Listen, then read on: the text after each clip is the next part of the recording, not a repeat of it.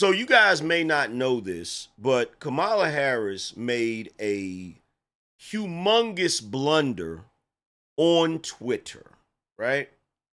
Now, Kamala Harris has been making certain comments on Twitter, and some of you may believe that I'm talking about the comment when she rejected the rules of ABC. If anybody remembers, they're trying to decide on the rules of the debate or whatever, and Kamala is rejecting the rules that they came up with. She wants the mics to be on. So think about it like this. When Joe Biden was going to debate President Trump this year, right, they had new rules where if the person wasn't talking, they would turn the mic off so they couldn't interrupt each other, right? So now they want to change the rules back. They want the rules to be that the mics are always open. Why? Because, quite frankly, Kamala Harris thinks that that's going to benefit her, because what she wants is she wants Trump to interrupt her so she can have one of those sassy moments like she had with Vice President Pence, where she's like, excuse me, I'm talking. She wants to have her, her American B-dub moment, the you ain't gonna interrupt me type stuff, right? She needs that, right? But that's not what I'm talking about. Oh no. She did something much worse. And she did it on Twitter. And currently, that particular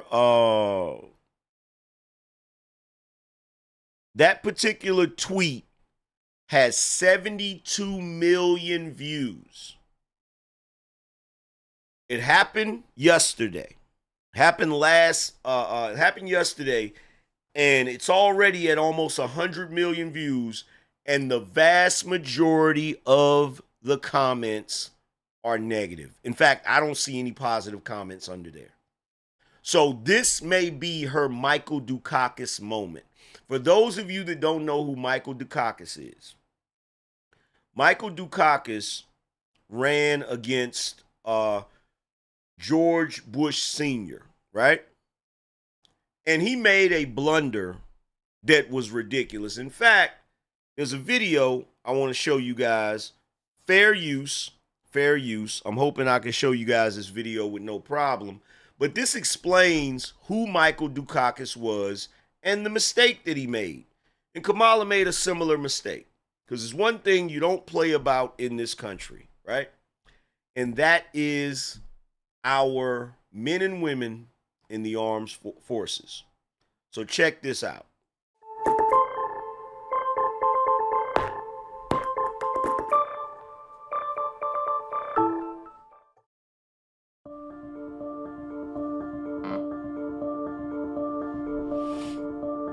I believe there can be and are defining moments in certain campaigns.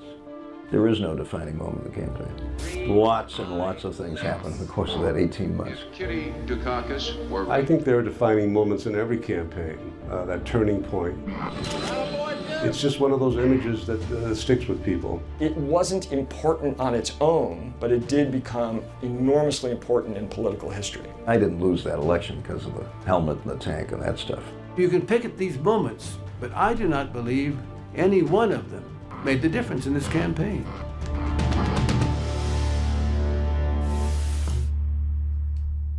The Iran-Contra scandal hit, and I was just appalled. That's really the first time I thought about running for the presidency. Reporting tonight from the Democratic National Convention in Atlanta. Michael Dukakis is now formally the party's nominee. The battle with the Republicans is about to begin in earnest. The Dukakis people know their man is not a great speaker. His cadence is wrong, he sometimes swallows his words, his inflections are often off. Above all, he exhibits very little passion. Look at how the media used to actually cover the news accurately. No pandering, just calling it like it is. Quest, can I take this jacket of mine off? Thank you.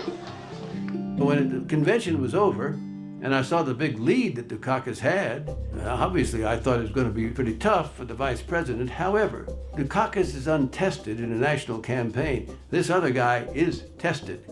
He and his people know how to do it. Does Mike Dukakis? Politics ain't beanbag and it ain't hey, let's go do a campaign. It's difficult strategic work. H.W. Bush was essentially running a third term of Reagan, and he had a lot of experienced hands at it. Even though we had deficits in the polls, I never found alarm or deep concern in our campaign. We had a great media plan in place. I had an idea for commercials to run between conventions. No one had really done that before. Now, Boston Harbor, the dirtiest harbor in America, will cost residents $6 billion to clean. And Michael Dukakis promises to do for America what he's done for Massachusetts.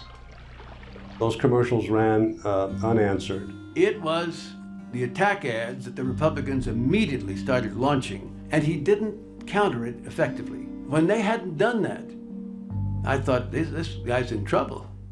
What does he think's going on here? A tiddlywinks match?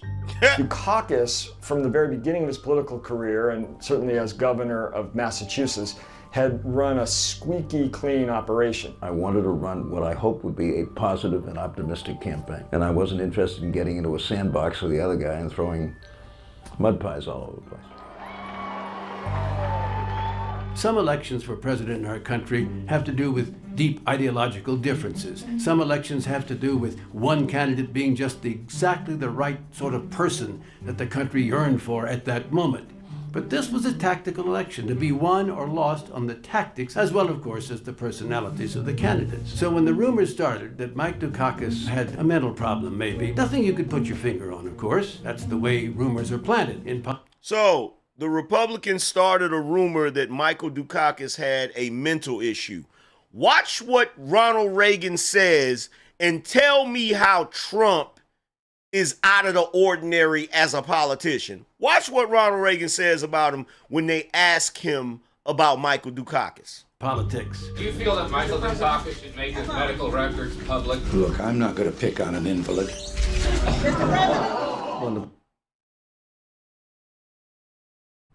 Didn't that sound like something Trump would say? And keep in mind, Ronald Reagan was an actor. Before he ran for president, he was an actor. In fact, I would argue that Trump is the closest thing you have to Ronald Reagan in the modern age. The same way Biden is the closest thing you have to Jimmy Carter in the modern age, if you really pay attention, right? Kamala is the closest thing you have to Michael Dukakis or Dan Quayle, if you know your history, right? He said, look, I'm not going to pick on an invalid. What? The President of the United States makes a comment like that, the press grabs it. So I spent a whole week trying to explain to people that I was really quite healthy. Reagan doing that was not an accident, and it was pretty effective.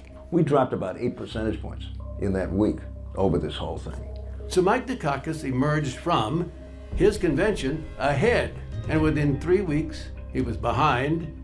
He had been done in by a very shrewd Republican campaign. For more than 40 years, George Bush has met every challenge his country and the world have offered up to him.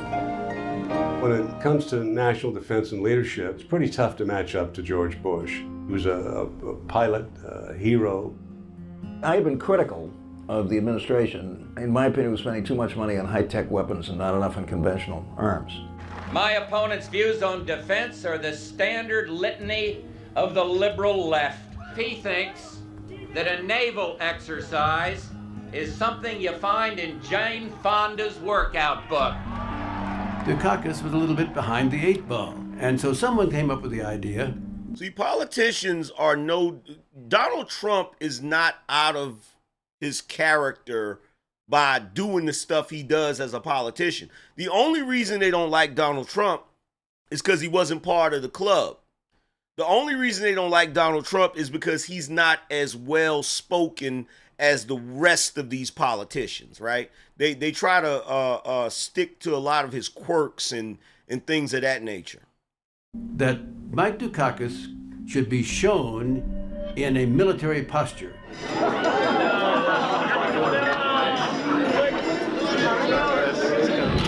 And this was the mistake.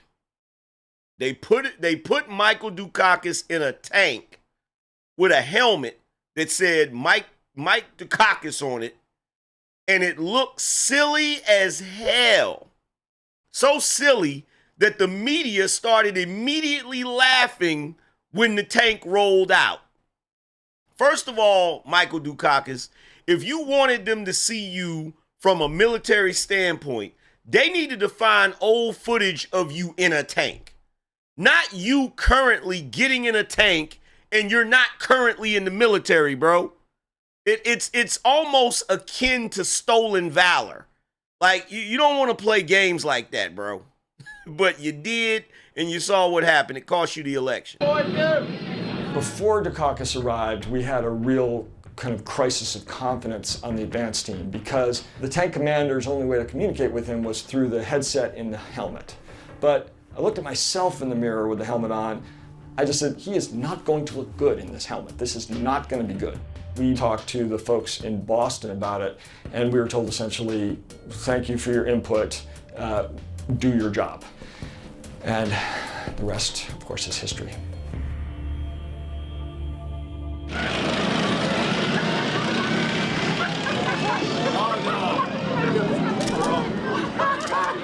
Gales of laughter was the immediate reaction from the press riser. Laughing so hard they were doubled over. He has a helmet on. He's tough shit now. Oh, come on, put him up. Everyone around me in the press corps was doing the same thing, either laughing or pointing or looking at each other like, what's this? How can he do this to himself? And here he comes. General Patton? General Abrams? No, Governor Dukakis. Attaboy, Duke! Riding to glory in every little kid's Rambo dream. Why would they make their candidate look so miniaturized? You could tell the helmet was... They're riding to glory in every little kid's military dream. In other words, he looked like a kid.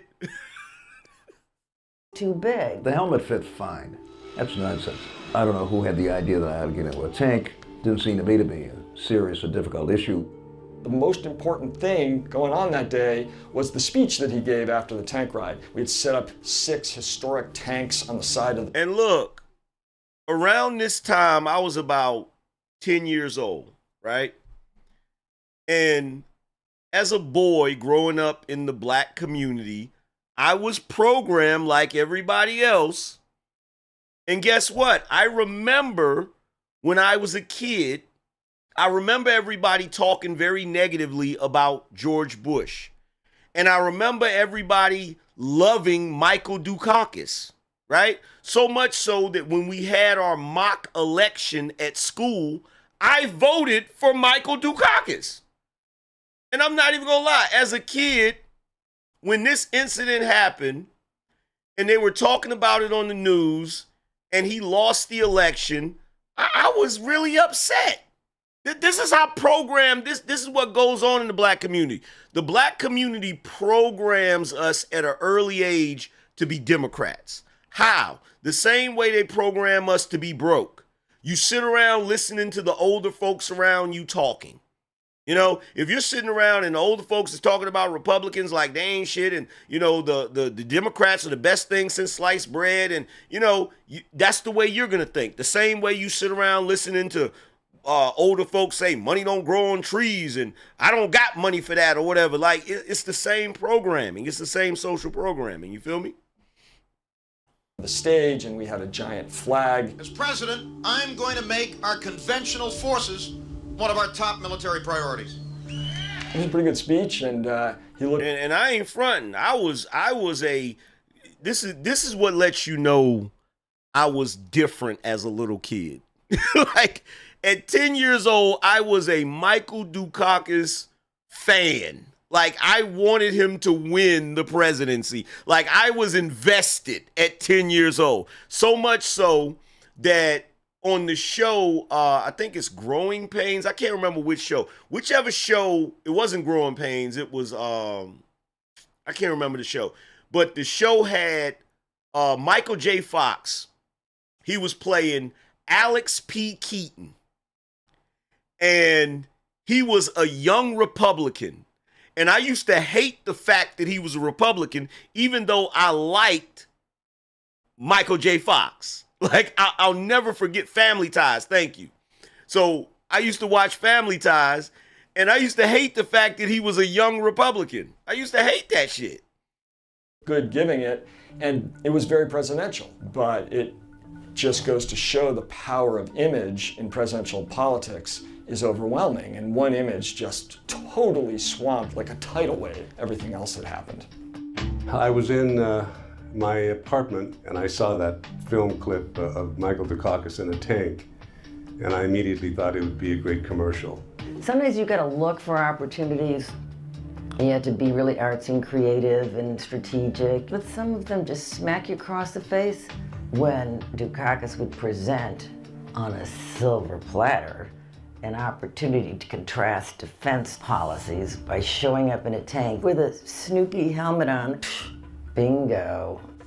Michael Dukakis has opposed virtually every defense system we developed. We had difficulty getting the footage. The networks obviously saw it the same way we did, and we didn't have a lot of friends with the networks. They're pretty biased and pretty liberal, especially in those days. But we scraped around and we found a little 11-second piece of footage that we bought from somebody, and we looped it.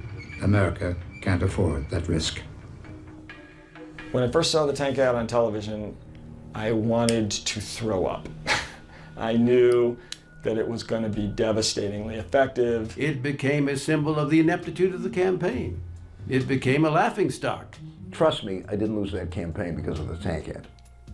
It was much more the mistakes that I made early, and the big ones, that I think affected the result. Was this blown out of proportion? And the answer, of course, is yes, it was totally blown out of proportion. Iran-Contra was a scandal. This wasn't a scandal, this was just a bad photo op. But what it became was a metaphor for Democrats generally and for Mike Dukakis in particular, that they were pretending to be tough on security and that they didn't really know what they were doing. Dukakis allowed first-degree murderers to have weekend passes from prison. One was Willie Horton, kidnapped a young couple, stabbing the man and repeated.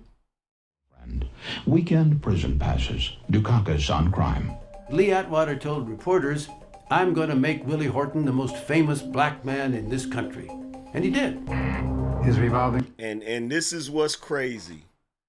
Willie Horton. Raggedy old Willie Horton. See, there are certain moments in history where they have used certain black men in order for political purposes or whatever, and it just, do you have any idea? Because this is 88. It's right before the 90s. Do you have any idea the level of propaganda they spread about Willie Horton? To the point where they had all of America thinking that black men were just the worst things on planet Earth, bro.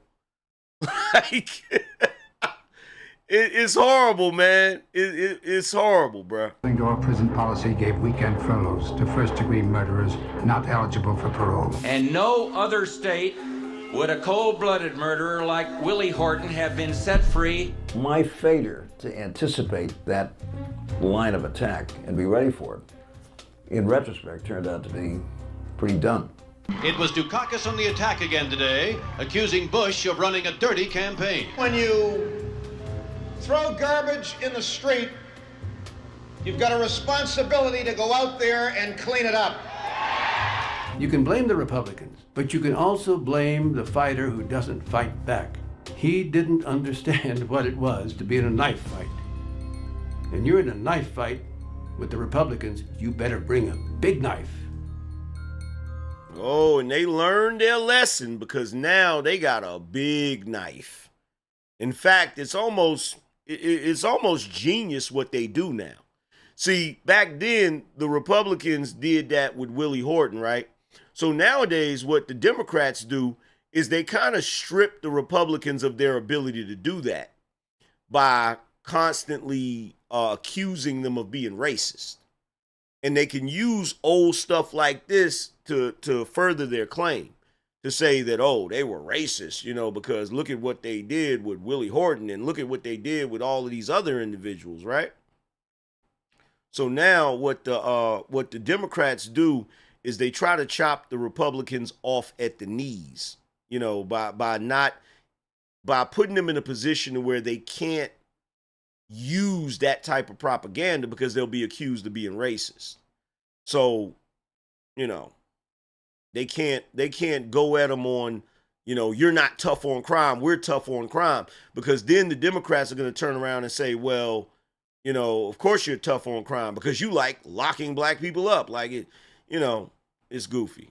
On election day, we knew we were going to lose. We were going to lose pretty big unless it had been the worst polling mistake in world history, and we did. And now the numbers. With virtually all of the precincts reporting George Bush has approximately a 7 million vote margin in the popular vote. Overall, Mr. Bush won 40 states and 426 electoral votes. Why didn't Mike Dukakis get elected? It was not the tank.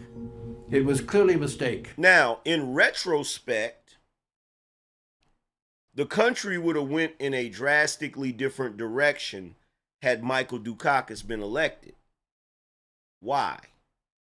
Because George Herbert Walker Bush is the first president to be elected that was a former head of the CIA.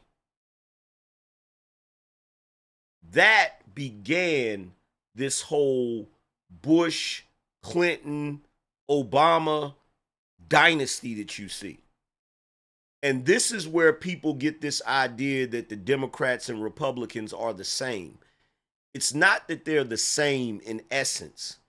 It seems like they're the same because in our lifetime, the Bushes and the Clintons have aligned on a lot of shit, even though one group were Republicans and one group were Democrats. So if people don't understand the political landscape of the past, they'll say stupid things like, oh, they're two wings of the same corrupt bird, because the Clintons were warmongers and so were the Bushes, right? So there were certain things that they aligned in that, is different now. So now when people look at the Democratic and the Republican candidates, they say, well, they try to attribute all of the Republicans' alleged racism to Donald Trump. But then they turn around and pretend as if the Democrats have not been on no BS either. They ignore the laws that Clinton signed into law, like the 94 crime bill. They ignore that Biden drafted that crime bill. They ignore all of the, the 3 strikes rule, the things that occurred that caused our country to go into this sort of prison for profit country, that has done irreparable damage. You feel what I'm saying? Like, it's like, the crack era was, that drug era was really bad as far as violence. And this is how they were able to trick the black caucus, right, into supporting that bill. But the problem is the 94 crime bill was like if you had a roach infestation in a house, but instead of having an exterminator go in and get rid of the roaches, you just had somebody stand outside the house with a bazooka and just shoot the freaking house with a bazooka. That's what the 94 crime bill did to the black community. The 94 crime bill actually did more damage to the black community than the crack era. And what's the proof of that? You look at the lack of fathers in the homes. That contributed to that, because it wasn't just drug dealers that were getting hit with the 94 crime bill, because all felonies are not drug charges. You feel me? You have the 3 strike rule, so you could get 3 felonies that are non-violent felonies, and guess what? Now you're locked up for the rest of your life, and you didn't even commit a violent crime, which was the whole point of Tim Scott from South Carolina bringing the First Step Act to Donald Trump, which he signed and was able to allow a lot of people that thought they weren't going to get out of prison to get out of prison because they were nonviolent offenders. But if you don't know the history of the political landscape, you pretty much don't know what you're talking about. You feel what I'm saying? But it did not do him in by itself. The biggest strength of the Bush campaign was that he was Ronald Reagan's vice president, and Reagan was still pretty popular. But George, just one personal request. Go out there and win one for the Gipper.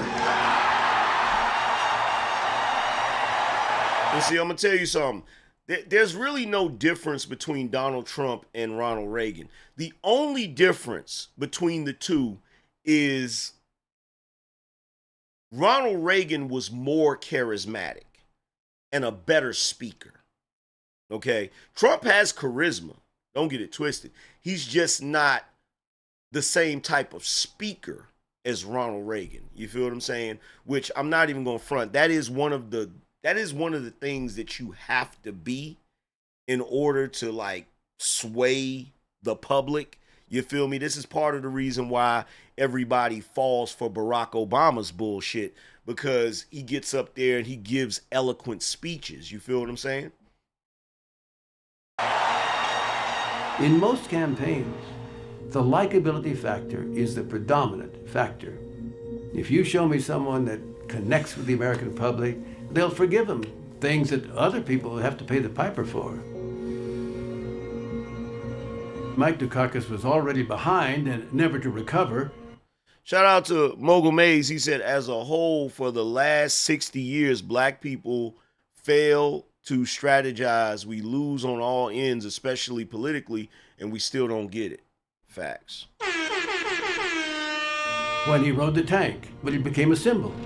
If you wanted to make a parody, if you wanted to caricature what common sense Americans thought of the rabid anti-war liberals, that was your picture. It taught me the power of political imagery, which is overwhelming. Dukakis gave a really good speech about important things. No one heard it and no one cared. It was not the defining Now, moment. he said the power of political imagery, right? So that picture of Michael Dukakis in that tank will live in political infamy, right? Which lets me know that if this election goes in favor of the Democrats, I know there's some BS in the game, because guess what? Donald Trump has an image that will live in political infamy.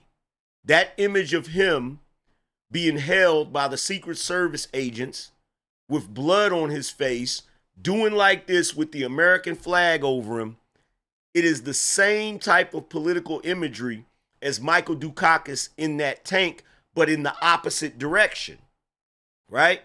Michael Dukakis's picture in that tank was something that cost him the election.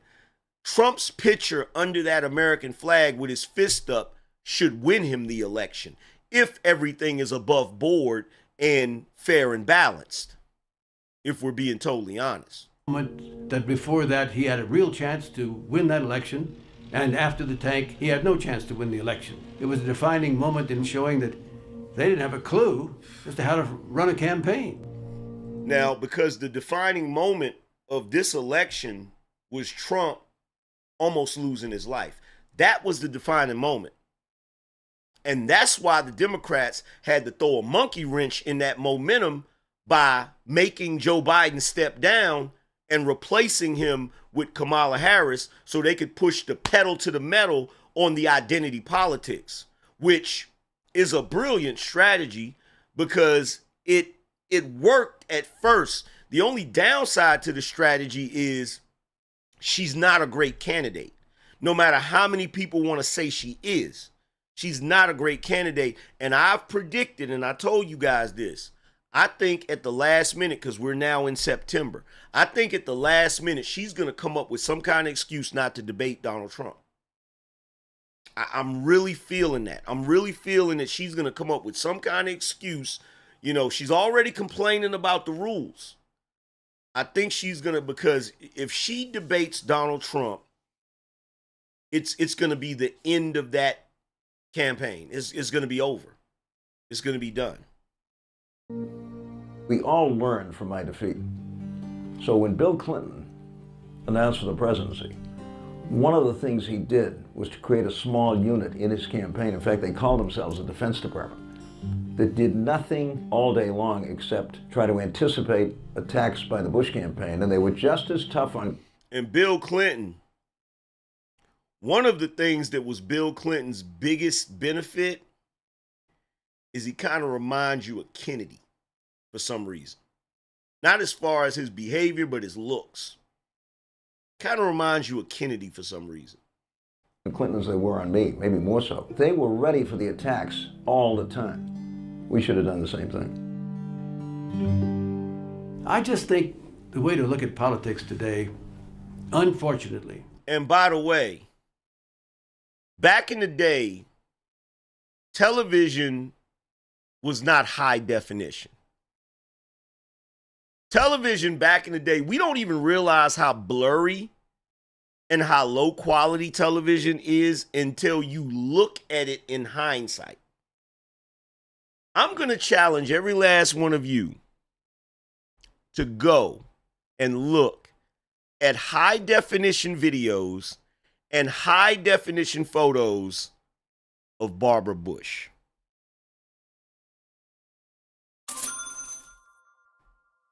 That's all I'm going to say.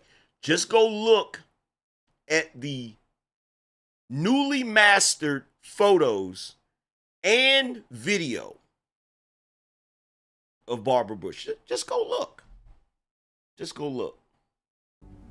Is not the way that purists would have it. It's not the way young people want it. It's the way it is. And the way it is tough, unyielding. Now watch what he says right here. Watch what he says right here. Watch this. Watch what he says. Almost anything works, if it works. Never mind whether it's ethical. Never mind whether it's fair. It's the way it is. Let's rewind it. And they were just as tough on Clinton as they were. Let's rewind it. Watch what he says. On me, maybe more so. They were ready for the attacks all the time. We should have done the same thing. I just think the way to look at politics today, unfortunately, is not the way that purists would have it. It's not the way young people want it. It's the way it is. And the way it is tough, unyielding. Almost anything works, if it works. Never mind whether it's ethical. Never mind whether it's fair. Never mind whether it's factual. If it works for you, do it. Do it. If it works for you, do it. That is hands down. That is hands down one of the realest assessments I have ever heard about politics. Shout out to Sam Donaldson. Matter of fact, shout out to Sam Donaldson, Ted Koppel, Dan Rather, all of the media guys that were really media guys back in the day. The ones that actually called it down the middle, told the news down the middle, and they weren't pandering for one group or the other. Shout out to those real journalists from back in the day. But y'all are probably wondering, well, what did Kamala do? What did she do? This is what she did. Let's pull this up on X. So Kamala put this post up yesterday. Currently, it's at 72 million views. I reposted it on my X page. So if you want to see it, go check it out. You feel what I'm saying? Shout out to Do Something Diff said, happy approaching birthday, broski. Appreciate you, fam. So this is what she said. She said, as vice president, I have had the privilege of visiting Arlington National Cemetery several times. It is a solemn place, a place where we come together to honor American heroes who have made the ultimate sacrifice in service of this nation. It is not a place of politics. I find that convenient considering the fact you're about to try to use it for a political purpose, which is why it backfired in your face. And yet, as was reported last week, Donald Trump's team chose to film a video there, resulting in an altercation with cemetery staff. Let me be clear, the former president disrespected sacred ground, all for the sake of a political stunt. Only problem with that, Kamala, is it's not true. This is nothing new from Donald Trump. This is a man who has called our fallen service members suckers and losers and disparaged Medal of Honor recipients. A man who, during a previous visit to the cemetery, reportedly said of fallen service members, "I don't get it. What was in it for them?" This is a man who is unable to comprehend anything other than service to himself. If there is one thing on which we as Americans can all agree, it is that our veterans, military families, and service members should be honored, never disparaged, and treated with nothing less than our highest respect and gratitude. It is my belief that someone who cannot meet this simple, sacred duty should never again stand behind the seal of the President of the United States of America. I will always honor the service and sacrifice of all Americans, fallen heroes, who made the ultimate sacrifice on behalf of our beloved nation and our cherished freedoms. I mourn them and salute them, and I will never politicize them. But you just did. You just did. And I can tell you right now, the military loves Donald Trump. So this right here was desperate. This right here was desperate. This right here, I don't know if she wrote this or if somebody on her team wrote it. But this was not a good thing to do. The lowly one said, projection much, Kamala? If you go and look at the comments, sweet Jesus. Vince said, you're truly a despicable human being who has the blood of 13 brave soldiers on your hands. Biden and Harris have never once reached out to Gold Star families of 13 fallen servicemen, they say. A Gold Star mother has a message for Kamala. I'm not even going to play it because there's no telling what she's saying. She's probably saying something mean as shit. Look, if y'all want to see that video, let me see. Anniversary of her murder. Yeah, I'm not gonna play it. As soon as I clicked it, it said something. Which is what it's supposed to do, but it said something that, you know. You've never even said the fallen heroes' names who were deleted on your watch. You will listen to the families of the soldiers. Will you listen to the families of the soldiers your administration deleted? You were campaigning. Biden was relaxing on a beach, and Trump accepted an invitation from the families who lost their children because of your incompetence. But Trump is the problem? You are disgusting. The Gold Star families invited you, and you snubbed your nose. They are the ones that the American people are listening to, not the corrupt media and military that are hell-bent against Trump. The families invited you, not Trump. And look, I've went through these comments. bruh, these comments are, this is a disgusting statement, and you owe the Gold Star families and President Trump an apology.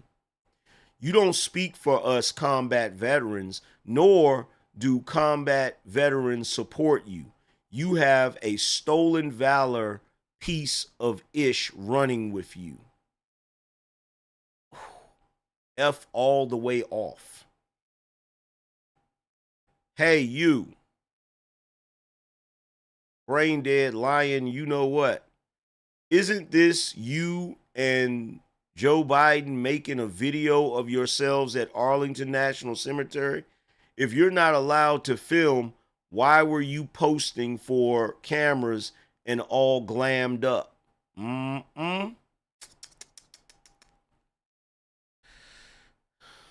Democrats thought this was okay. Yep, that's when he was checking his watch, when they were bringing out the coffins of the soldiers.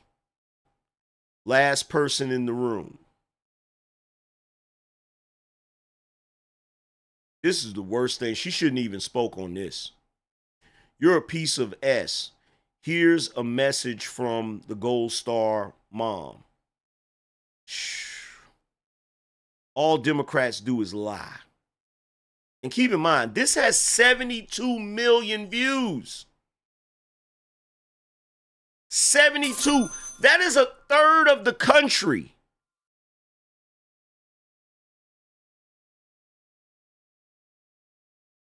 Heaping political insults on a man who honored the grieving families of people whose deaths you caused is really something to behold. Look, this post reminds me of another politician's blunder that ended a presidential candidate's campaign. You're truly despised. I haven't seen a single positive comment. You're pushing this hoax now too. You couldn't do this. I'm just going to leave this right here. Oh my God. She should have kept her mouth shut about this. She should have kept her mouth shut about this. You do realize you are the reason the 13 soldiers are not here, right? You're trying to back out of the debate, laugh my butt off. Your administration deleted them. Oh my God. These are the soldiers that lost their life in that disastrous Afghanistan pullout, I think, if I'm not mistaken. If I'm mistaken, you guys correct me. This is when Trump went to honor those soldiers, right?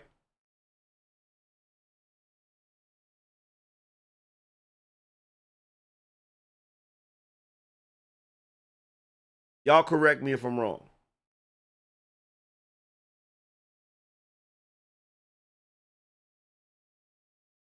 Yeah, that's what I thought. Appreciate it, y'all.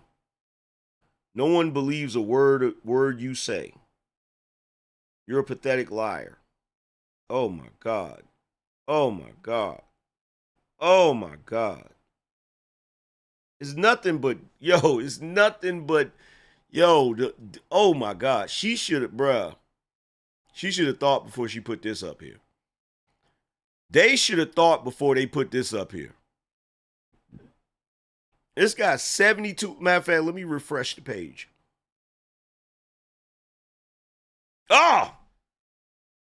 It just went up 1 million views since we were watching it. It was at 72.1. Now it's at 73.2. Sweet Jesus. Bro. Let me hit refresh one more time.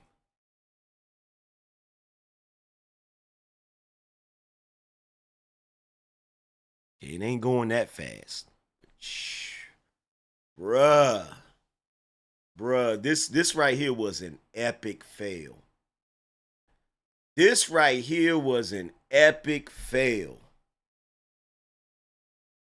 Now, whether this is a Michael Dukakis moment, we will find out soon. We will find out soon. Shout out to Marco. Appreciate you. We will find out soon. But with that being said, I appreciate you guys for tuning into the show. Be on the lookout for me tomorrow. I will have some more fire content for you guys. Salute to everybody that came through. Somebody said they wanted this shirt. All you had to do is click on the link. It's on the page right below the video. The shirts are there. All you have to do is click on it. It'll take you over to the website. You can get your BINO shirts.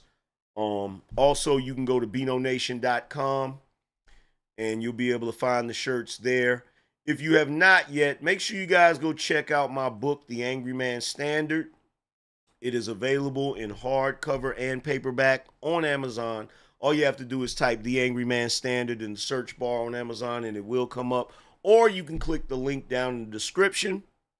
But other than that, salute to everybody. Make sure you guys follow me on X. A lot of times when people do goofy stuff on X, I repost it on my page. So make sure you follow me on X at Angryman Channel. Salute to the whole BINO Nation. Shout out to the sponsors. I appreciate you guys. And with that being said, I'm going to holler at you guys later. Peace.